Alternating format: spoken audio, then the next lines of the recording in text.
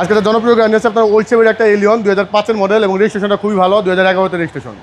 LPG করা গাড়ি 60 সিলিন্ডারের মাত্র 83,000 মাইলেজ চলা গাড়িটা আপনার সামনে পিছনে সব কিছু অরিজিনাল আছে। লাইটগুলো এখন অরিজিনাল ফ্রেশ কন্ডিশনের এবং খুবই সুন্দর একটা সামনে লুক দেওয়া আছে, খুবই ফ্রেশ কন্ডিশনের। চাকাগুলির কন্ডিশনও খুব ভালো আছে, আপনার মিনিমাম 30 থেকে 35,000 কিলোমিটার চালাতে পারবেন। ডানলপের একবার নতুন টায়ার, 5 মডেল 11 সালের 5 মডেল 11 রেজিস্ট্রেশন। হ্যাঁ, টয়োটা এলিয়ন সবচেয়ে ভিতরে আপনার উডেন করা আছে, কি স্টার্টার গাড়ি, বাজেটও কম ভাই, বাজেটও কম। হ্যাঁ, এবং কাগজটা পেয়ে যাবে একবার নতুন,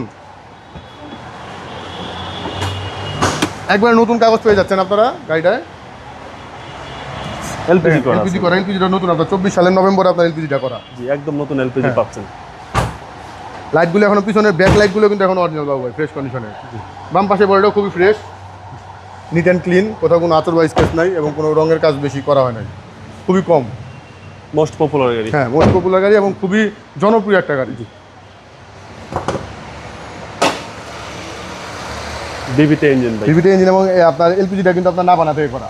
আচ্ছা, হ্যাঁ, ভালো মানের 5th জেনারেশনের, এই যে নাবানার স্টিকার দেওয়া আছে, নাবানা এলপিজি তো ভালো মানের করা। হ্যাঁ, খুবই সুন্দর একটা গাড়ি। মার্সেল টাসেল কোথাও কোনো স্কেচ বা কোনো বড় ধরনের কোনো হিটিং নাই, যা আছে এখন জাপানি স্টিকার সব কিছু দেওয়া আছে গাড়িতে। জি ভাই, 5 model 5 model 11 registration Toyota Allion G প্যাকেজের।